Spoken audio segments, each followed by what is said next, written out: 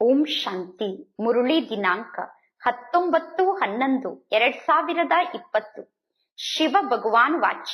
ಮಧುರ ಮಕ್ಕಳೇ, ಈ ಸಂಪೂರ್ಣ ಜಗತ್ತು ರೋಗಿಗಳ ದೊಡ್ಡ ಹಾಸ್ಪಿಟಲ್ ಆಗಿದೆ.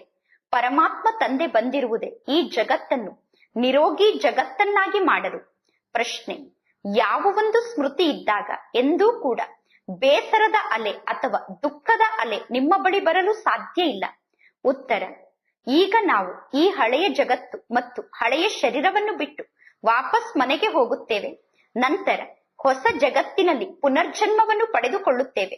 ನಾವೀಗ ರಾಜಯೋಗವನ್ನು ಕಲಿಯುತ್ತಿದ್ದೇವೆ. ರಾಜಧಾನಿಗೆ ಹೋಗುವುದಕ್ಕೋಸ್ಕರ ಪರಮಾತ್ಮ ತಂದೆ ಮಕ್ಕಳಿಗೋಸ್ಕರ ಆತ್ಮಿಕ ರಾಜಸ್ಥಾನವನ್ನು ಸ್ಥಾಪನೆ ಮಾಡುತ್ತಿದ್ದಾರೆ.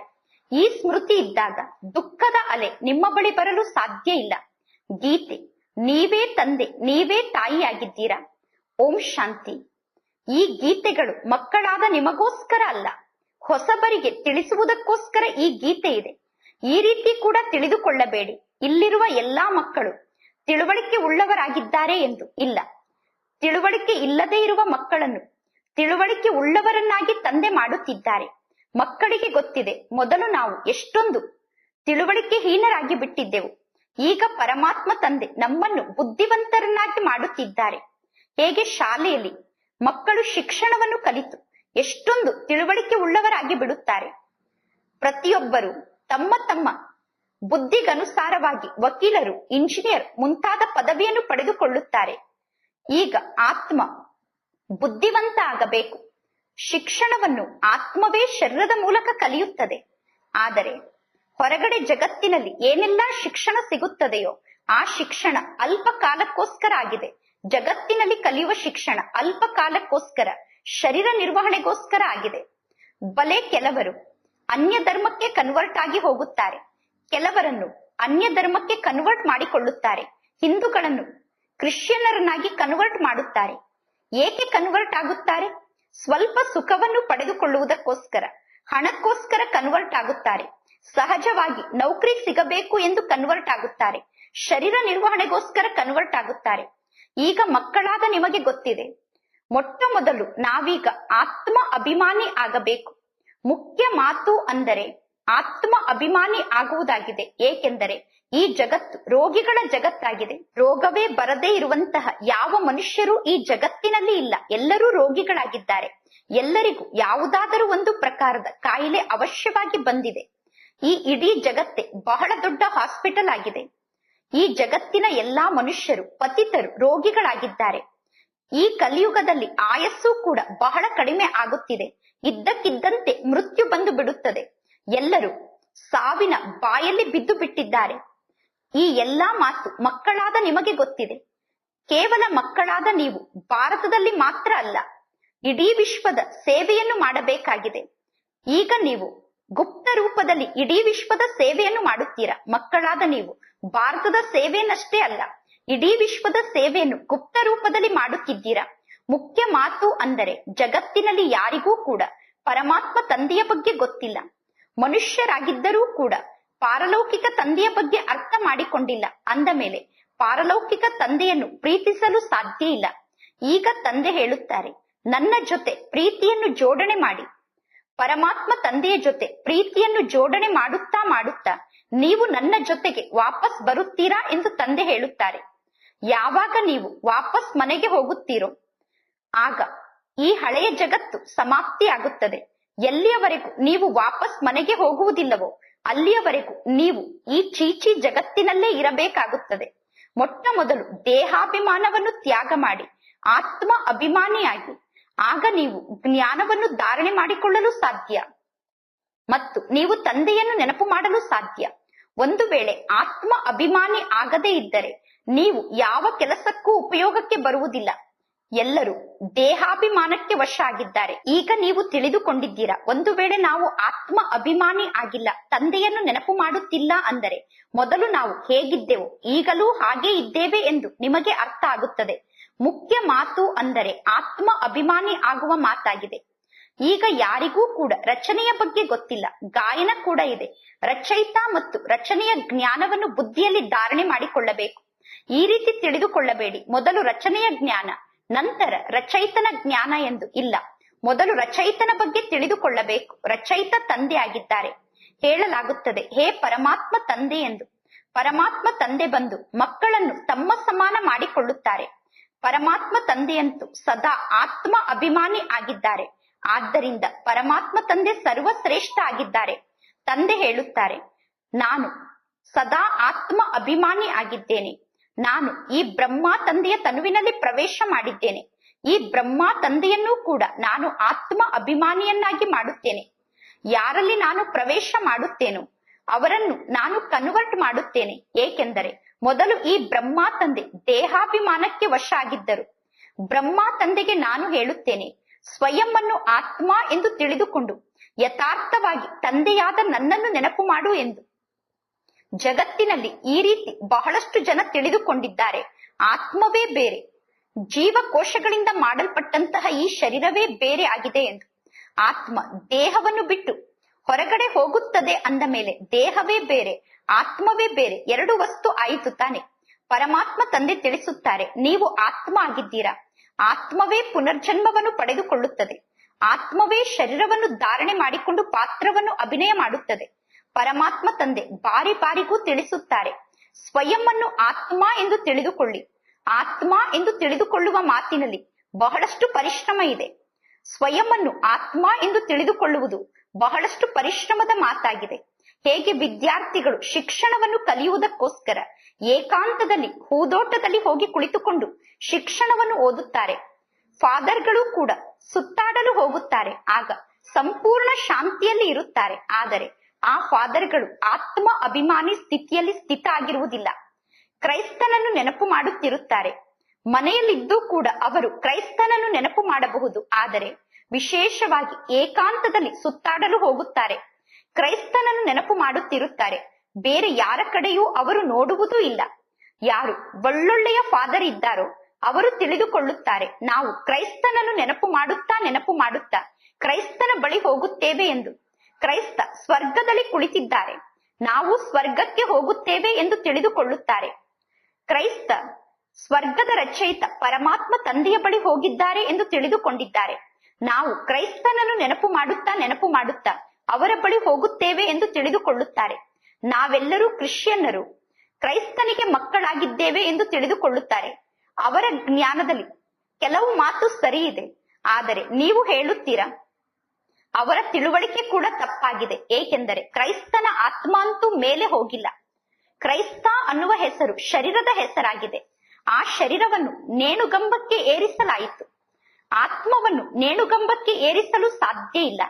ಈಗ ಕ್ರೈಸ್ತನ ಆತ್ಮ ಅಂತೂ ಪರಮಾತ್ಮ ತಂದೆಯ ಬಳಿ ಹೋಗಿದೆ ಎಂದು ಹೇಳುವುದು ಕೂಡ ತಪ್ಪಾಗಿ ಬಿಡುತ್ತದೆ. ವಾಪಸ್ ಹೋಗಲು ಹೇಗೆ ಸಾಧ್ಯ? ಪ್ರತಿಯೊಬ್ಬರು ಸ್ಥಾಪನೆಯ ಕಾರ್ಯವನ್ನು ಮಾಡಿದ ನಂತರ ತಮ್ಮ ಧರ್ಮದವರಿಗೆ ಪಾಲನೆಯನ್ನು ಕೂಡ ನೀಡಬೇಕು. ಮನೆಯನ್ನು ನಿರ್ಮಾಣ ಮಾಡಿದ ನಂತರ ಮನೆಯನ್ನು ಪಾಲನೆ ಮಾಡಬೇಕು. ಅಂದರೆ ಮನೆಯನ್ನು ರಿಪೇರಿ ಮಾಡಿಸಬೇಕು, ಪೇಂಟ್ ಹಚ್ಚಬೇಕು. ಇದು ಕೂಡ ಪಾಲನೆಯೇ ಆಗಿದೆ. ಈಗ ಬೇಹದ್ದಿನ ತಂದೆಯನ್ನು ನೀವು ನೆನಪು ಮಾಡಿ. ಈ ಜ್ಞಾನ ಬೇಹದ್ದಿನ ತಂದೆಯನ್ನು ಬಿಟ್ಟು ಬೇರೆ ಯಾರೂ ನೀಡಲು ಸಾಧ್ಯ ಇಲ್ಲ. ಸ್ವಯಂನ ಕಲ್ಯಾಣವನ್ನು ಮಾಡಿಕೊಳ್ಳಬೇಕು. ರೋಗಿಯಿಂದ ನಿರೋಗಿಗಳಾಗಬೇಕು. ಇದು ರೋಗಿಗಳ ಬಹಳ ದೊಡ್ಡ ಹಾಸ್ಪಿಟಲ್ ಆಗಿದೆ. ಇಡೀ ವಿಶ್ವವೇ ರೋಗಿಗಳ ಹಾಸ್ಪಿಟಲ್ ಆಗಿದೆ. ರೋಗಿಗಳು ಅವಶ್ಯವಾಗಿ ಬೇಗ ಸಾಯುತ್ತಾರೆ. ಪರಮಾತ್ಮ ತಂದೆ ಬಂದು ಇಡೀ ವಿಶ್ವವನ್ನು ನಿರೋಗಿಯನ್ನಾಗಿ ಮಾಡುತ್ತಿದ್ದಾರೆ. ಈ ರೀತಿ ತಿಳಿದುಕೊಳ್ಳಬೇಡಿ, ನಾವು ಈಗಲೇ ಇಲ್ಲೇ ನಿರೋಗಿ ಆಗುತ್ತೇವೆ ಎಂದು. ಪರಮಾತ್ಮ ತಂದೆ ಹೇಳುತ್ತಾರೆ, ನಿರೋಗಿಗಳು ಹೊಸ ಜಗತ್ತಿನಲ್ಲಿ ಇರುತ್ತಾರೆ. ಈ ಹಳೆಯ ಜಗತ್ತಿನಲ್ಲಿ ನಿರೋಗಿಗಳು ಇರಲು ಸಾಧ್ಯ ಇಲ್ಲ. ಈ ಲಕ್ಷ್ಮೀ ನಾರಾಯಣರು ನಿರೋಗಿಗಳಾಗಿದ್ದಾರೆ, ಸದಾ ಆರೋಗ್ಯವಂತರಾಗಿದ್ದಾರೆ. ಲಕ್ಷ್ಮೀ ನಾರಾಯಣರ ಆಯಸ್ಸು ದೀರ್ಘಾಯಸ್ಸಾಗಿರುತ್ತದೆ. ರೋಗಿಗಳು ವಿಕಾರಿಗಳಾಗಿರುತ್ತಾರೆ. ನಿರ್ವಿಕಾರಿಗಳು ರೋಗಿಗಳಾಗಲು ಸಾಧ್ಯ ಇಲ್ಲ. ಸತ್ಯುಗದ ದೇವತೆಗಳು ಸಂಪೂರ್ಣ ನಿರ್ವಿಕಾರಿಗಳಾಗಿದ್ದಾರೆ. ಪರಮಾತ್ಮ ತಂದೆ ಸ್ವಯಂ ಹೇಳುತ್ತಾರೆ, ಈ ಸಮಯದಲ್ಲಿ ಇಡೀ ವಿಶ್ವ, ಅದರಲ್ಲೂ ಕೂಡ ವಿಶೇಷವಾಗಿ ಭಾರತ ರೋಗಿ ಜಗತ್ತಾಗಿದೆ. ಮಕ್ಕಳಾದ ನೀವು ಮೊಟ್ಟ ಮೊದಲು ನಿರೋಗಿ ಜಗತ್ತಿಗೆ ಬಂದು ಪಾತ್ರವನ್ನು ಅಭಿನಯ ಮಾಡುತ್ತೀರಾ. ನೆನಪಿನ ಯಾತ್ರೆಯಿಂದ ನೀವು ನಿರೋಗಿ ಆಗುತ್ತೀರಾ. ತಂದೆಯನ್ನು ನೆನಪು ಮಾಡುವುದರಿಂದ ನೀವು ವಾಪಸ್ ನಿಮ್ಮ ಮಧುರ ಮನೆಗೆ ಹೋಗುತ್ತೀರಾ. ಇದು ಒಂದು ನೆನಪಿನ ಯಾತ್ರೆ ಆಗಿದೆ. ಇದು ಒಂದು ಯಾತ್ರೆ ಆಗಿದೆ, ಆತ್ಮದ ಯಾತ್ರೆ ಆಗಿದೆ. ತಂದೆ ಪರಮಾತ್ಮನ ಬಳಿ ಹೋಗುವ ಯಾತ್ರೆಯಾಗಿದೆ. ಇದು ಆತ್ಮಿಕ ಯಾತ್ರೆಯಾಗಿದೆ. ಈ ಅಕ್ಷರ ಯಾರಿಗೂ ಅರ್ಥ ಆಗುವುದಿಲ್ಲ. ನೀವು ಕೂಡ ನಂಬರ್ ವಾರಾಗಿ ಅರ್ಥ ಮಾಡಿಕೊಂಡಿದ್ದೀರಾ, ಆದರೂ ಕೂಡ ಮರೆತು ಬಿಡುತ್ತೀರಾ. ಮುಖ್ಯ ಮಾತು ಅಂದರೆ ಜ್ಞಾನವನ್ನು ತಿಳಿದುಕೊಳ್ಳುವುದು ಬಹಳ ಸಹಜ ಆಗಿದೆ. ಆದರೆ ಅನ್ಯರಿಗೆ ಜ್ಞಾನವನ್ನು ತಿಳಿಸಲು ನಾವು ಮೊದಲು ಸ್ವಯಂ ನೆನಪಿನ ಯಾತ್ರೆಯಲ್ಲಿ ಇರಬೇಕು. ನಾವು ಸ್ವಯಂ ಆತ್ಮಿಕ ಯಾತ್ರೆಯನ್ನು ಮಾಡಿದಾಗ ಅನ್ಯರಿಗೂ ಕೂಡ ಜ್ಞಾನವನ್ನು ತಿಳಿಸಲು ಸಾಧ್ಯ. ಸ್ವಯಂ ಯಾತ್ರೆಯನ್ನು ಮಾಡದೇ ಇದ್ದರೆ ಅನ್ಯರಿಗೆ ಆತ್ಮಿಕ ಯಾತ್ರೆಯನ್ನು ಮಾಡಿ ಎಂದು ಹೇಳಿದಾಗ ಆ ಜ್ಞಾನದ ಬಾಣ ನಾಟುವುದಿಲ್ಲ. ಸತ್ಯತೆಯ ಹರಿತಬೇಕು. ನಾವು ಪರಮಾತ್ಮ ತಂದೆಯನ್ನು ಇಷ್ಟೊಂದು ನೆನಪು ಮಾಡುತ್ತೇವೆ. ತಂದೆಯನ್ನು ನೆನಪು ಮಾಡಿದರೆ ಸಾಕು. ಪತ್ನಿ ಪತಿಯನ್ನು ಎಷ್ಟೊಂದು ನೆನಪು ಮಾಡುತ್ತಾರೆ. ಇಲ್ಲಿ ಶಿವ ತಂದೆ ಪತಿಯರಿಗೆ ಪತಿ ಆಗಿದ್ದಾರೆ, ತಂದೆಯರಿಗೆ ತಂದೆ ಆಗಿದ್ದಾರೆ, ಗುರುಗಳಿಗೆ ಗುರು ಆಗಿದ್ದಾರೆ. ಗುರುಗಳು ಕೂಡ ಪರಮಾತ್ಮ ತಂದೆಯನ್ನು ನೆನಪು ಮಾಡುತ್ತಾರೆ. ಕ್ರೈಸ್ತ ಕೂಡ ಪರಮಾತ್ಮ ತಂದೆಯನ್ನು ನೆನಪು ಮಾಡುತ್ತಿದ್ದರು. ಆದರೆ ಆ ಪರಮಾತ್ಮ ತಂದೆಯ ಬಗ್ಗೆ ಯಾರಿಗೂ ಗೊತ್ತಿಲ್ಲ. ಯಾವಾಗ ಪರಮಾತ್ಮ ತಂದೆ ಬಂದು ತಮ್ಮ ಪರಿಚಯವನ್ನು ನೀಡುತ್ತಾರೋ ಆಗ ಎಲ್ಲರಿಗೂ ತಂದೆಯ ಬಗ್ಗೆ ಗೊತ್ತಾಗುತ್ತದೆ. ಭಾರತದ ನಿವಾಸಿಗಳಿಗೆ ಪರಮಾತ್ಮ ತಂದೆಯ ಬಗ್ಗೆ ಗೊತ್ತಿಲ್ಲ. ಅಂದ ಮೇಲೆ ಅವರು ಅನ್ಯರಿಗೆ ತಂದೆಯ ಬಗ್ಗೆ ಹೇಗೆ ಪರಿಚಯವನ್ನು ನೀಡಲು ಸಾಧ್ಯ? ಭಾರತದ ನಿವಾಸಿಗಳಿಗೆ ಪರಮಾತ್ಮ ತಂದೆಯ ಬಗ್ಗೆ ಗೊತ್ತಿಲ್ಲ. ಅಂದ ಮೇಲೆ ಅವರು ಅನ್ಯರನ್ನು ಪರಮಾತ್ಮ ತಂದೆಯ ಜೊತೆ ಭೇಟಿ ಮಾಡಿಸಲು ಹೇಗೆ ಸಾಧ್ಯ? ತಂದೆಯ ಜೊತೆ ಮಿಲನ ಮಾಡಿಸಲು ಹೇಗೆ ಸಾಧ್ಯ? ವಿದೇಶದಿಂದ ಭಾರತಕ್ಕೆ ಬರುತ್ತಾರೆ. ಭಾರತದ ಯೋಗವನ್ನು ಕಲಿಯುವುದಕ್ಕೋಸ್ಕರ ತಿಳಿದುಕೊಂಡಿದ್ದಾರೆ. ಭಾರತದ ಪ್ರಾಚೀನ ಯೋಗದಿಂದ ಭಗವಂತ ಸಿಗುತ್ತಾರೆ. ಭಾರತದ ಪ್ರಾಚೀನ ಯೋಗವನ್ನು ಭಗವಂತನೇ ಕಲಿಸಿದ್ದಾರೆ ಎಂದು ತಿಳಿದುಕೊಂಡಿದ್ದಾರೆ. ಇದು ಭಾವನೆಯಾಗಿದೆ. ತಂದೆ ತಿಳಿಸುತ್ತಾರೆ, ಸತ್ಯ ಯೋಗವನ್ನು ನಾನು ಕಲ್ಪ ಕಲ್ಪದಲ್ಲೂ ಬಂದು ಕಲಿಸುತ್ತೇನೆ. ಒಂದು ಬಾರಿ ಮಾತ್ರ ನಾನು ಬಂದು ಯೋಗವನ್ನು ಕಲಿಸುತ್ತೇನೆ. ಮುಖ್ಯ ಅಂದರೆ ಸ್ವಯಂ ಅನ್ನು ಆತ್ಮ ಎಂದು ತಿಳಿದುಕೊಂಡು ಪರಮಾತ್ಮ ತಂದೆಯನ್ನು ನೆನಪು ಮಾಡಿ. ಈ ಯಾತ್ರೆಗೆ ಆತ್ಮಿಕ ಯಾತ್ರೆ, ಈ ಯೋಗಕ್ಕೆ ಆತ್ಮಿಕ ಯೋಗ ಎಂದು ಕರೆಯಲಾಗುತ್ತದೆ. ಇನ್ನು ಜಗತ್ತಿನಲ್ಲಿರುವ ಎಲ್ಲಾ ಯೋಗ ಶಾರೀರಿಕ ಯೋಗ ಆಗಿದೆ. ಬ್ರಹ್ಮಾಂಡದ ಜೊತೆ ಯೋಗವನ್ನು ಜೋಡಣೆ ಮಾಡುತ್ತಾರೆ. ಆದರೆ ಬ್ರಹ್ಮಾಂಡ ಅಂತೂ ತಂದೆ ಆಗಲು ಸಾಧ್ಯ ಇಲ್ಲ. ಬ್ರಹ್ಮಾಂಡ ಮಹತ್ತತ್ವ ಆಗಿದೆ. ಅದು ನಿವಾಸ ಸ್ಥಾನ ಆಗಿದೆ. ಸರಿಯಾದ ಮಾತು ಅಂದರೆ ತಂದೆಯನ್ನು ನೆನಪು ಮಾಡಬೇಕು. ಸತ್ಯ ಅಂತೂ ಒಬ್ಬ ಪರಮಾತ್ಮ ತಂದೆಯಾಗಿದ್ದಾರೆ. ಒಬ್ಬ ಪರಮಾತ್ಮ ತಂದೆಗೆ ಸತ್ಯ ಎಂದು ಕರೆಯಲಾಗುತ್ತದೆ. ಪರಮಾತ್ಮ ತಂದೆ ಹೇಗೆ ಸತ್ಯ ಆಗಿದ್ದಾರೆ ಅನ್ನುವುದು ಕೂಡ ಭಾರತದ ನಿವಾಸಿಗಳಿಗೆ ಗೊತ್ತಿಲ್ಲ. ಪರಮಾತ್ಮ ತಂದೆ ಸತ್ಯದ ಜಗತ್ತನ್ನು ಸ್ಥಾಪನೆ ಮಾಡುತ್ತಾರೆ. ಸತ್ಯದ ಜಗತ್ತು ಮತ್ತು ಸುಳ್ಳಿನ ಜಗತ್ತು ಎಂದು ಹೇಳುತ್ತಾರೆ. ಯಾವಾಗ ಸತ್ಯದ ಜಗತ್ತಿರುತ್ತದೆಯೋ ಆಗ ರಾವಣನ ರಾಜ್ಯ ಇರುವುದಿಲ್ಲ. ಅರ್ಧ ಕಲ್ಪದ ನಂತರ ರಾವಣನ ರಾಜ್ಯ ಅಂದರೆ ಅಸತ್ಯದ ಜಗತ್ತು ಪ್ರಾರಂಭ ಆಗುತ್ತದೆ. ಸತ್ಯದ ಜಗತ್ತು ಅಂದರೆ ಸಂಪೂರ್ಣ ಸತ್ಯುಗಕ್ಕೆ ಕರೆಯಲಾಗುತ್ತದೆ. ನಂತರ ಅಸತ್ಯದ ಜಗತ್ತು ಅಂದರೆ ಸಂಪೂರ್ಣ ಕಲಿಯುಗದ ಅಂತ್ಯಕ್ಕೆ ಕರೆಯಲಾಗುತ್ತದೆ. ಈಗ ನೀವು ಸಂಗಮ ಯುಗದಲ್ಲಿ ಕುಳಿತಿದ್ದೀರಾ. ನೀವು ಕಲಿಯುಗದಲ್ಲೂ ಇಲ್ಲ, ನೀವು ಸತ್ಯುಗದಲ್ಲೂ ಇಲ್ಲ. ನೀವೀಗ ಯಾತ್ರೆಯನ್ನು ಮಾಡುತ್ತಿದ್ದೀರಾ. ಆತ್ಮವೇ ಯಾತ್ರೆಯನ್ನು ಮಾಡುತ್ತದೆ, ಶರೀರ ಯಾತ್ರೆಯನ್ನು ಮಾಡುವುದಿಲ್ಲ. ಪರಮಾತ್ಮ ತಂದೆ ಬಂದು ಯಾತ್ರೆಯನ್ನು ಮಾಡುವುದನ್ನು ಕಲಿಸುತ್ತಾರೆ. ಈಗ ನಾವು ಇಲ್ಲಿಂದ ವಾಪಸ್ ಮನೆಗೆ ಹೋಗಬೇಕು. ಹೇಗೆ ಹೋಗಬೇಕು ಅನ್ನುವುದನ್ನು ತಂದೆ ಕಲಿಸುತ್ತಿದ್ದಾರೆ. ಜಗತ್ತಿನ ಜನ ನಕ್ಷತ್ರ ಲೋಕಕ್ಕೆ ಹೋಗುತ್ತಾರೆ, ಚಂದ್ರ ಲೋಕಕ್ಕೆ ಹೋಗಲು ಪ್ರಯತ್ನ ಪಡುತ್ತಾರೆ. ಅವರು ಆ ಯಾತ್ರೆಯನ್ನು ಮಾಡುತ್ತಾರೆ. ನಿಮಗೆ ಗೊತ್ತಿದೆ, ಚಂದ್ರ ಲೋಕಕ್ಕೆ ಹೋಗುವುದರಿಂದ, ನಕ್ಷತ್ರ ಲೋಕಕ್ಕೆ ಹೋಗುವುದರಿಂದ ಏನೂ ಲಾಭ ಆಗುವುದಿಲ್ಲ. ಈ ಜಗತ್ತಿನ ಎಲ್ಲಾ ವಸ್ತುಗಳು ವಿನಾಶ ಆಗಲೇಬೇಕು. ಅಂದ ಮೇಲೆ ಅವರ ಎಲ್ಲಾ ಪರಿಶ್ರಮ ವ್ಯರ್ಥ ಆಗುತ್ತದೆ. ನಿಮಗೆ ಗೊತ್ತಿದೆ, ವಿಜ್ಞಾನದ ಮೂಲಕ ಏನೆಲ್ಲಾ ವಸ್ತುಗಳ ನಿರ್ಮಾಣ ಆಗುತ್ತಿದೆಯೋ ಅದೆಲ್ಲವೂ ಭವಿಷ್ಯದಲ್ಲಿ ನಿಮ್ಮ ಕೆಲಸಕ್ಕೆ ಉಪಯೋಗಕ್ಕೆ ಬರುತ್ತದೆ. ನಾಟಕ ಇದೇ ರೀತಿ ಮಾಡಲ್ಪಟ್ಟಿದೆ. ಬೇಹದ್ದಿನ ತಂದೆ ಬಂದು ಶಿಕ್ಷಣವನ್ನು ಓದಿಸುತ್ತಿದ್ದಾರೆ. ಅಂದ ಮೇಲೆ ಪರಮಾತ್ಮ ತಂದೆಗೆ ಎಷ್ಟೊಂದು ಗೌರವವನ್ನು ಕೊಡಬೇಕು. ಟೀಚರ್ಗೆ ಮಕ್ಕಳು ಬಹಳಷ್ಟು ಗೌರವವನ್ನು ಕೊಡುತ್ತಾರೆ. ಟೀಚರ್ ಆಜ್ಞೆಯನ್ನು ನೀಡುತ್ತಾರೆ, ಚೆನ್ನಾಗಿ ಓದಿ ಪಾಸ್ ಆಗಿ ಎಂದು. ಒಂದು ವೇಳೆ ಟೀಚರ್ನ ಆಜ್ಞೆಯಂತೆ ನಡೆಯದೇ ಇದ್ದರೆ ಫೇಲ್ ಆಗಿ ಬಿಡುತ್ತಾರೆ. ಪರಮಾತ್ಮ ತಂದೆ ಹೇಳುತ್ತಾರೆ, ನಾನು ನಿಮಗೆ ಶಿಕ್ಷಣವನ್ನು ಓದಿಸುತ್ತಿದ್ದೇನೆ, ನಿಮ್ಮನ್ನು ವಿಶ್ವಕ್ಕೆ ಮಾಲೀಕರನ್ನಾಗಿ ಮಾಡಲು. ಈ ಲಕ್ಷ್ಮೀ ನಾರಾಯಣರು ವಿಶ್ವಕ್ಕೆ ಮಾಲೀಕರಾಗಿದ್ದಾರೆ ತಾನೆ? ಬಲೆ ಪ್ರಜೆಗಳು ಕೂಡ ಮಾಲೀಕರಾಗಿದ್ದಾರೆ. ಆದರೆ ಸತ್ಯುಗದಲ್ಲಿ ಪದವಿಯಂತೂ ಬಹಳಷ್ಟು ಇದೆ. ಭಾರತದಲ್ಲಿ ಇರುವಂತಹ ಎಲ್ಲಾ ವ್ಯಕ್ತಿಗಳು ಹೇಳುತ್ತಾರೆ, ನಾವು ಮಾಲೀಕರಾಗಿದ್ದೇವೆ ಎಂದು. ಬಡವರು ಕೂಡ ನಾವು ಭಾರತಕ್ಕೆ ಮಾಲೀಕರಾಗಿದ್ದೇವೆ ಎಂದು ತಿಳಿದುಕೊಂಡಿದ್ದಾರೆ. ಆದರೆ ರಾಜನಿಗೂ ಮತ್ತು ಪ್ರಜೆಗಳಿಗೂ ಎಷ್ಟೊಂದು ಅಂತರ ಇದೆ.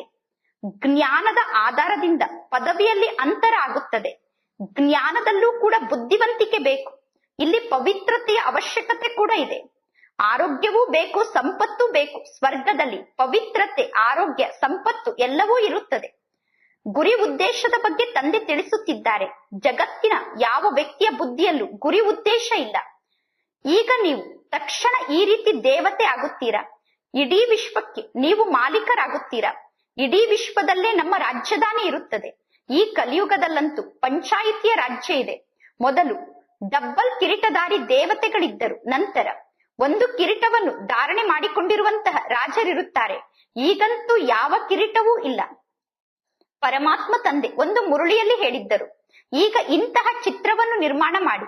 ಆ ಚಿತ್ರದಲ್ಲಿ ಡಬ್ಬಲ್ ಕಿರೀಟವನ್ನು ಧಾರಣೆ ಮಾಡಿಕೊಂಡಿರುವ ರಾಜರ ಮುಂದೆ ಒಂದು ಕಿರೀಟವನ್ನು ಧಾರಣೆ ಮಾಡಿಕೊಂಡಿರುವ ರಾಜರು ತಲೆಯನ್ನು ಬಾಗಿಸಿ ನಮಸ್ಕಾರ ಮಾಡುತ್ತಿರುವ ಚಿತ್ರವನ್ನು ನಿರ್ಮಾಣ ಮಾಡಿ. ಈಗ ತಂದೆ ಹೇಳುತ್ತಾರೆ, ನಾನು ನಿಮ್ಮನ್ನು ರಾಜರಿಗೆ ರಾಜರನ್ನಾಗಿ ಮಾಡುತ್ತೇನೆ, ಡಬ್ಬಲ್ ಕಿರೀಟಧಾರಿ ದೇವತೆಯನ್ನಾಗಿ ಮಾಡುತ್ತೇನೆ. ಜಗತ್ತಿನಲ್ಲಿ ಅಲ್ಪ ಕಾಲಕ್ಕೋಸ್ಕರ ಫಲವನ್ನು ಪಡೆದುಕೊಳ್ಳುತ್ತಾರೆ. ಇದು 21 ಜನ್ಮದ ಮಾತಾಗಿದೆ. ಇಲ್ಲಿ ಮುಖ್ಯ ಮಾತು ಅಂದರೆ ಪಾವನ ಆಗುವಂತಹ ಮಾತಾಗಿದೆ. ನೀವು ಕೂಗಿ ಕರೆಯುತ್ತೀರಾ, ಪತಿತ ಪಾವನ ತಂದೆ ಬನ್ನಿ ಎಂದು. ಈ ರೀತಿ ಕರೆಯುವುದಿಲ್ಲ ಪರಮಾತ್ಮ ತಂದೆ, ನೀವು ಬಂದು ನಮ್ಮನ್ನು ರಾಜರನ್ನಾಗಿ ಮಾಡಿ ಎಂದು. ಈಗ ಮಕ್ಕಳಾದ ನೀವು ಬೇಹದ್ದಿನ ಸನ್ಯಾಸವನ್ನು ಧಾರಣೆ ಮಾಡಿಕೊಂಡಿದ್ದೀರಾ. ನೀವೀಗ ಈ ಜಗತ್ತಿನಿಂದ ವಾಪಸ್ ನಿಮ್ಮ ಮನೆಗೆ ಹೋಗುತ್ತೀರಾ. ನಂತರ ಸ್ವರ್ಗದಲ್ಲಿ ಬರುತ್ತೀರಾ. ಅಂದ ಮೇಲೆ ಆಂತರ್ಯದಲ್ಲಿ ನಿಮಗೆ ಖುಷಿ ಇರಬೇಕು. ನಿಮಗೆ ಗೊತ್ತಿದೆ, ನಾವೀಗ ವಾಪಸ್ ಮನೆಗೆ ಹೋಗುತ್ತೇವೆ, ನಂತರ ನಮ್ಮ ರಾಜಧಾನಿಯಲ್ಲಿ ಬರುತ್ತೇವೆ. ಅಂದ ಮೇಲೆ ನಾವು ಪುನಃ ಏಕೆ ಬೇಸರಕ್ಕೊಳಗಾಗಬೇಕು, ನಾವೇಕೆ ದುಃಖಿಗಳಾಗಬೇಕು. ಈಗ ನಾವು ಆತ್ಮರು ಮನೆಗೆ ಹೋಗುತ್ತೇವೆ, ನಂತರ ಹೊಸ ಜಗತ್ತಿನಲ್ಲಿ ಪುನರ್ಜನ್ಮವನ್ನು ಪಡೆದುಕೊಳ್ಳುತ್ತೇವೆ. ಆದರೂ ಕೂಡ ಮಕ್ಕಳಿಗೆ ಸ್ಥಿರವಾದ ಖುಷಿ ಏಕೆ ಇರುವುದಿಲ್ಲ? ಮಾಯೆ ಬಹಳಷ್ಟು ವಿರೋಧವನ್ನು ಮಾಡುತ್ತದೆ. ಆದ್ದರಿಂದ ಮಕ್ಕಳ ಖುಷಿ ಕಡಿಮೆ ಆಗಿಬಿಡುತ್ತದೆ. ಪತಿತ ಪಾವನ ತಂದೆ ಸ್ವಯಂ ಹೇಳುತ್ತಾರೆ, ತಂದೆಯಾದ ನನ್ನನ್ನು ನೆನಪು ಮಾಡಿ, ಆಗ ನಿಮ್ಮ ಜನ್ಮ ಜನ್ಮಾಂತರದ ಪಾಪಕರ್ಮ ಭಸ್ಮ ಆಗುತ್ತದೆ. ನೀವು ಸ್ವದರ್ಶನ ಚಕ್ರಧಾರಿಗಳಾಗುತ್ತೀರಾ. ನಿಮಗೆ ಗೊತ್ತಿದೆ, ನಾವೀಗ ಪುನಃ ನಮ್ಮ ರಾಜ್ಯಕ್ಕೆ ಹೋಗುತ್ತೇವೆ. ಇಲ್ಲಿ ಭಿನ್ನ ಭಿನ್ನ ಪ್ರಕಾರದ ರಾಜರಿದ್ದಾರೆ. ಈ ಜಗತ್ತಿನಲ್ಲಿ ಭಿನ್ನ ಭಿನ್ನ ಪ್ರಕಾರದ ರಾಜರು ಇದ್ದು ಹೋಗಿದ್ದಾರೆ. ಈಗ ಆತ್ಮಿಕ ರಾಜಸ್ಥಾನ ಸ್ಥಾಪನೆ ಆಗುತ್ತಾ ಇದೆ. ನಾವು ಸ್ವರ್ಗಕ್ಕೆ ಮಾಲೀಕರಾಗುತ್ತೇವೆ. ಕ್ರಿಶ್ಚಿಯನ್ನರಿಗೆ ಸ್ವರ್ಗದ ಅರ್ಥ ಗೊತ್ತಿಲ್ಲ. ಅವರು ಮುಕ್ತಿಧಾಮಕ್ಕೆ ಸ್ವರ್ಗ ಎಂದು ಹೇಳುತ್ತಾರೆ. ಸ್ವರ್ಗದ ರಚಯಿತ ಪರಮಾತ್ಮ ತಂದೆ ಸ್ವರ್ಗದಲ್ಲಿ ಇರುತ್ತಾರೆ ಎಂದು ಅವರು ಹೇಳುತ್ತಾರೆ. ಸ್ವರ್ಗದ ರಚಯಿತ ಪರಮಾತ್ಮ ತಂದೆ ಸ್ವರ್ಗದಲ್ಲಿ ಇರುವುದಿಲ್ಲ. ಅವರು ಶಾಂತಿಧಾಮದಲ್ಲಿ ಇರುತ್ತಾರೆ. ಈಗ ನೀವು ಸ್ವರ್ಗಕ್ಕೆ ಹೋಗುವುದಕ್ಕೋಸ್ಕರ ಪುರುಷಾರ್ಥವನ್ನು ಮಾಡುತ್ತಿದ್ದೀರಾ. ಅವರು ಹೇಳುವ ಮಾತಿಗೂ ನೀವು ಹೇಳುವ ಮಾತಿಗೂ ಎಷ್ಟೊಂದು ವ್ಯತ್ಯಾಸ ಇದೆ. ಈ ವ್ಯತ್ಯಾಸವನ್ನು ನೀವು ಕ್ರಿಶ್ಚಿಯನ್ನರಿಗೂ ತಿಳಿಸಬೇಕು. ಪರಮಾತ್ಮ ತಂದೆ ಮುಕ್ತಿಧಾಮದ ನಿವಾಸಿಯಾಗಿದ್ದಾರೆ. ಸ್ವರ್ಗ ಅಂದರೆ ಹೊಸ ಜಗತ್ತಿಗೆ ಕರೆಯಲಾಗುತ್ತದೆ. ಅಲ್ಲಿ ಕ್ರಿಶ್ಚಿಯನ್ನರು ಇರುವುದೇ ಇಲ್ಲ. ಪರಮಾತ್ಮ ತಂದೆ ಬಂದು ಸ್ವರ್ಗವನ್ನು ಸ್ಥಾಪನೆ ಮಾಡುತ್ತಾರೆ. ಅವರು ಯಾವುದಕ್ಕೆ ನೀವು ಶಾಂತಿಧಾಮ ಎಂದು ಕರೆಯುತ್ತೀರೋ ಅದಕ್ಕೆ ಸ್ವರ್ಗ ಎಂದು ಕರೆಯುತ್ತಾರೆ ಎಂದು ಪರಮಾತ್ಮ ತಂದೆ ಹೇಳುತ್ತಾರೆ. ನೀವು ಶಾಂತಿಧಾಮಕ್ಕೆ ಮನೆ ಎಂದು ಕರೆಯುತ್ತೀರಾ. ಕ್ರಿಶ್ಚಿಯನ್ನರು ಶಾಂತಿಧಾಮಕ್ಕೆ ಸ್ವರ್ಗ ಎಂದು ಕರೆಯುತ್ತಾರೆ. ಇದು ತಿಳಿದುಕೊಳ್ಳುವಂತಹ ಮಾತಾಗಿದೆ. ತಂದೆ ಹೇಳುತ್ತಾರೆ, ಜ್ಞಾನ ಬಹಳ ಸಹಜ ಇದೆ. ಇದು ಪವಿತ್ರರಾಗುವುದಕ್ಕೋಸ್ಕರ ಪ್ರಾಪ್ತಿಯಾಗಿರುವ ಜ್ಞಾನ ಆಗಿದೆ. ಪವಿತ್ರರಾಗುವುದಕ್ಕೋಸ್ಕರ ತಂದೆ ಜ್ಞಾನವನ್ನು ನೀಡುತ್ತಿದ್ದಾರೆ. ಮುಕ್ತಿ ಜೀವನ್ಮುಕ್ತಿಗೆ ಹೋಗುವುದಕ್ಕೋಸ್ಕರ ನಿಮಗೆ ಜ್ಞಾನ ಸಿಗುತ್ತಾ ಇದೆ.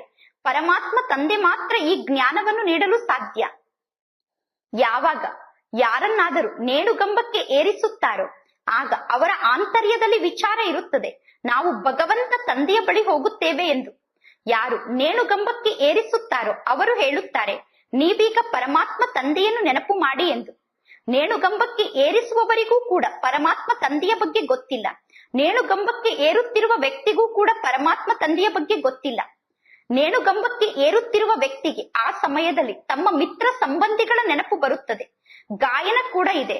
ಅಂತ್ಯದಲ್ಲಿ ಸ್ತ್ರೀಯ ನೆನಪಿನಲ್ಲಿ ಶರೀರವನ್ನು ತ್ಯಾಗ ಮಾಡಿದರೆ ವೈಶ್ಯರಾಗಿ ಹುಟ್ಟುತ್ತಾರೆ ಎಂದು. ಸಾಯುವಾಗ ಯಾವುದಾದರೂ ವ್ಯಕ್ತಿಯ ನೆನಪು ಅವಶ್ಯವಾಗಿ ಇರುತ್ತದೆ. ಸತ್ಯುಗದಲ್ಲಿ ಮೋಹಾಜೀತ ರಾಜರಿರುತ್ತಾರೆ. ಸತ್ಯುಗದ ದೇವತೆಗಳಿಗೆ ಗೊತ್ತಿರುತ್ತದೆ ನಾವು ಒಂದು ಶರೀರವನ್ನು ಬಿಟ್ಟು ಇನ್ನೊಂದು ಶರೀರವನ್ನು ಪಡೆದುಕೊಳ್ಳುತ್ತೇವೆ ಎಂದು. ಅಲ್ಲಿ ಯಾರನ್ನೂ ನೆನಪು ಮಾಡುವ ಅವಶ್ಯಕತೆ ಇಲ್ಲ. ಸತ್ಯುಗದಲ್ಲಿ ಪರಮಾತ್ಮ ತಂದೆಯನ್ನೂ ಕೂಡ ನೆನಪು ಮಾಡುವ ಅವಶ್ಯಕತೆ ಇಲ್ಲ. ದುಃಖದಲ್ಲಿ ಎಲ್ಲರೂ ಪರಮಾತ್ಮ ತಂದೆಯನ್ನು ನೆನಪು ಮಾಡುತ್ತಾರೆ. ಸುಖ ಇದ್ದಾಗ ಯಾರೂ ಪರಮಾತ್ಮ ತಂದೆಯನ್ನು ನೆನಪು ಮಾಡುವುದಿಲ್ಲ. ಇಲ್ಲಿ ದುಃಖ ಇದೆ, ಆದ್ದರಿಂದ ತಂದೆಯನ್ನು ನೆನಪು ಮಾಡುತ್ತಾರೆ. ಭಗವಂತನಿಂದ ಎಲ್ಲಾ ಸಿಗಬೇಕು ಎಂದು ನೆನಪು ಮಾಡುತ್ತಾರೆ. ಸತ್ಯುಗದಲ್ಲಂತೂ ನಿಮಗೆ ಎಲ್ಲಾ ಪ್ರಾಪ್ತಿ ಸಿಕ್ಕಿರುತ್ತದೆ. ನೀವು ಹೇಳುತ್ತೀರಾ, ನಮ್ಮ ಉದ್ದೇಶವೇ ಆಗಿದೆ ಮನುಷ್ಯರನ್ನು ಆಸ್ತಿಕರನ್ನಾಗಿ ಮಾಡುವುದು, ಮಾಲೀಕನ ಮಕ್ಕಳನ್ನಾಗಿ ಮಾಡುವುದು. ಈ ಸಮಯದಲ್ಲಿ ಎಲ್ಲರೂ ಅನಾಥರಾಗಿದ್ದಾರೆ. ನಾವು ಮಾಲೀಕನಿಗೆ ಮಕ್ಕಳಾಗುತ್ತೇವೆ. ಸುಖ, ಶಾಂತಿ, ಸಂಪತ್ತಿನ ಆಸ್ತಿಯನ್ನು ನೀಡುವಂತವರು ಒಬ್ಬ ಪರಮಾತ್ಮ ತಂದೆಯಾಗಿದ್ದಾರೆ. ಈ ಲಕ್ಷ್ಮೀ ನಾರಾಯಣರ ಆಯಸ್ಸು ಬಹಳಷ್ಟು ದೀರ್ಘಾಯಸ್ಸಾಗಿತ್ತು. ನಿಮಗೆ ಗೊತ್ತಿದೆ, ಭಾರತದ ನಿವಾಸಿಗಳ ಆಯಸ್ಸು ಆದಿಯ ಸಮಯದಲ್ಲಿ ದೀರ್ಘಾಯಸ್ಸಾಗಿತ್ತು. ಈಗ ಆಯಸ್ಸು ಬಹಳ ಕಡಿಮೆ ಆಗಿಬಿಟ್ಟಿದೆ. ಏಕೆ ಆಯಸ್ಸು ಕಡಿಮೆ ಆಯಿತು ಅನ್ನುವುದು ಯಾರಿಗೂ ಗೊತ್ತಿಲ್ಲ. ನಿಮಗೋಸ್ಕರ ಈ ಜ್ಞಾನ ಬಹಳ ಸಹಜ ಆಗಿದೆ. ಜ್ಞಾನವನ್ನು ಅರ್ಥ ಮಾಡಿಕೊಳ್ಳಬೇಕು ಮತ್ತು ಅನ್ಯರಿಗೆ ತಿಳಿಸಬೇಕು. ಆದರೆ ಮಕ್ಕಳಾದ ನೀವು ನಂಬರ್ ವಾರಾಗಿ ಜ್ಞಾನವನ್ನು ಅರ್ಥ ಮಾಡಿಕೊಳ್ಳುತ್ತೀರಾ. ಪ್ರತಿಯೊಬ್ಬರು ತಮ್ಮ ತಮ್ಮ ಬುದ್ಧಿಗನುಸಾರವಾಗಿ ಜ್ಞಾನವನ್ನು ಧಾರಣೆ ಮಾಡಿಕೊಂಡು ಅನ್ಯರಿಗೆ ಜ್ಞಾನವನ್ನು ಹೇಳುತ್ತಾರೆ. ಯಾರು ಎಷ್ಟು ಧಾರಣೆಯನ್ನು ಮಾಡಿಕೊಳ್ಳುತ್ತಾರೋ ಅಷ್ಟು ಅವರು ಜ್ಞಾನವನ್ನು ಅನ್ಯರಿಗೆ ತಿಳಿಸುತ್ತಾರೆ.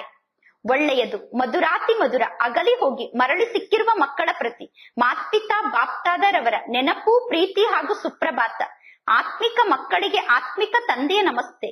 ಆತ್ಮಿಕ ತಂದೆಗೆ ಆತ್ಮಿಕ ಮಕ್ಕಳ ನೆನಪು, ಪ್ರೀತಿ ಹಾಗೂ ನಮಸ್ತೆ ನಮಸ್ತೆ ನಮಸ್ತೆ. ಧಾರಣೆಗೋಸ್ಕರ ಮುಖ್ಯ ಸಾರ. ಫಸ್ಟ್ ಪಾಯಿಂಟ್, ಹೇಗೆ ಪರಮಾತ್ಮ ತಂದೆ ಸದಾ ಆತ್ಮ ಅಭಿಮಾನಿ ಆಗಿದ್ದಾರೆ, ಅದೇ ರೀತಿ ಆತ್ಮ ಅಭಿಮಾನಿ ಸ್ಥಿತಿಯಲ್ಲಿ ಸ್ಥಿತ ಆಗಿರುವ ಸಂಪೂರ್ಣ ಪುರುಷಾರ್ಥವನ್ನು ಮಾಡಬೇಕು. ಒಬ್ಬ ತಂದೆಯನ್ನು ಮನಸ್ಸಿನಿಂದ ಪ್ರೀತಿಸುತ್ತಾ ಪ್ರೀತಿಸುತ್ತಾ ತಂದೆಯ ಜೊತೆ ವಾಪಸ್ ಮನೆಗೆ ಹೋಗಿ ಬಿಡಬೇಕು.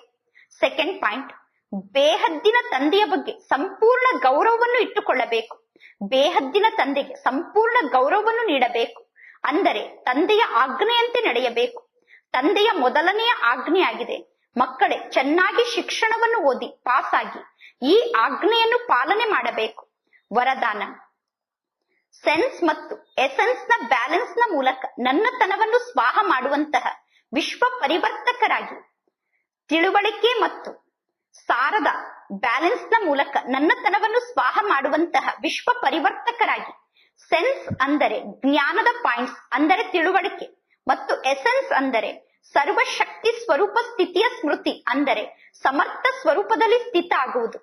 ಈ ಎರಡೂ ಮಾತಿನಲ್ಲೂ ಬ್ಯಾಲೆನ್ಸ್ ಇರಬೇಕು. ಆಗ ನನ್ನತನ ಅನ್ನುವಂಥದ್ದು, ಹಳೆಯ ಸಂಸ್ಕಾರ ಅನ್ನುವಂಥದ್ದು ಸ್ವಾಹ ಆಗುತ್ತದೆ. ಆಗ ನಿಮ್ಮ ಪ್ರತಿ ಕ್ಷಣ, ಪ್ರತಿ ಸಂಕಲ್ಪ, ಪ್ರತಿ ಮಾತು ಮತ್ತು ಪ್ರತಿ ಕರ್ಮ ವಿಶ್ವ ಪರಿವರ್ತನೆಯ ಸೇವೆಗೋಸ್ಕರ ಸ್ವಾಹ ಆಗುತ್ತದೆ. ಆಗ ನೀವು ಸ್ವತಃ ವಿಶ್ವ ಪರಿವರ್ತಕರಾಗುತ್ತೀರಾ.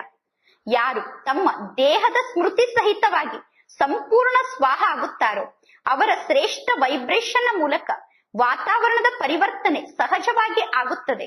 ಶ್ಲೋಗನ್, ಪ್ರಾಪ್ತಿಗಳನ್ನು ನೆನಪು ಮಾಡಿ, ಆಗ ದುಃಖ ಮತ್ತು ಕಷ್ಟದ ಮಾತುಗಳು ಮರೆತು ಹೋಗಿ ಬಿಡುತ್ತದೆ. ದುಃಖ ಮತ್ತು ಕಷ್ಟದ ಮಾತನ್ನು ಮರೆಯುವುದಕ್ಕೋಸ್ಕರ ತಂದೆ ನೀಡುತ್ತಿರುವ ಪ್ರಾಪ್ತಿಗಳನ್ನು ನೆನಪು ಮಾಡಿ. ಒಳ್ಳೆಯದು. ಓಂ ಶಾಂತಿ.